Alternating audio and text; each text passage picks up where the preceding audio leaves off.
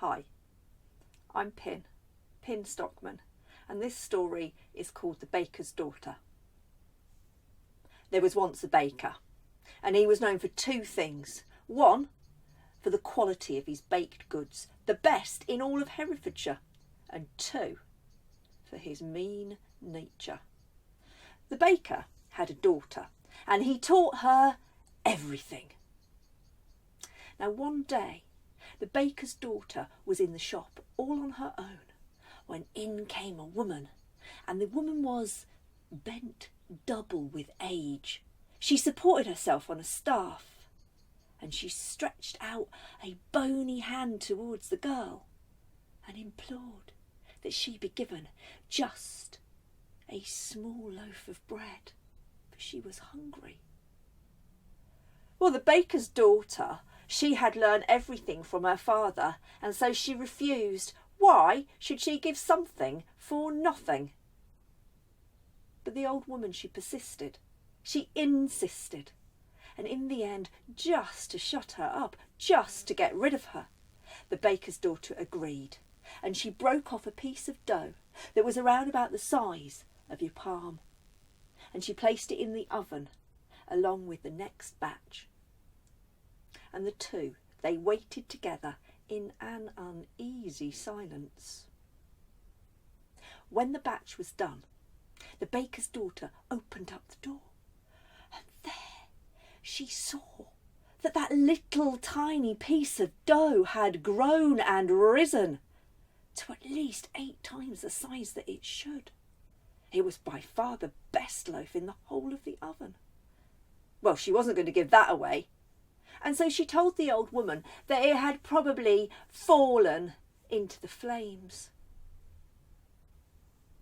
The old woman begged for another chance. And so the baker's daughter relented, and she broke off a piece half the original size, and into the oven it went. And the same thing.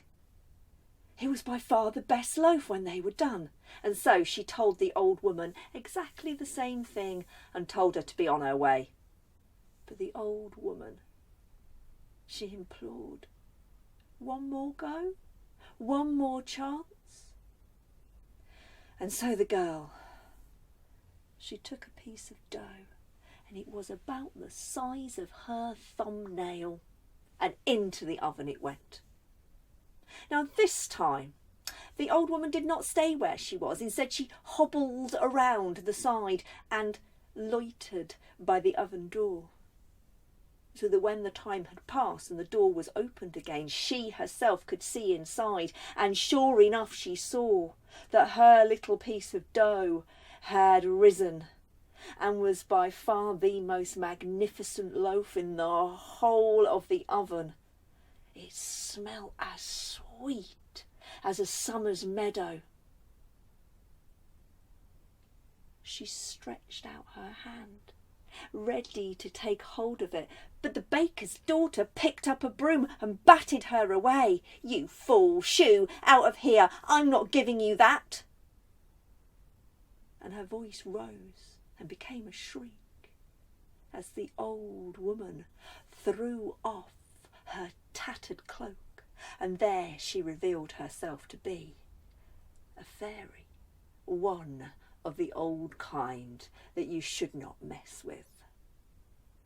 And as the girl had used up all 3 of her chances, she turned her in an instant into an owl.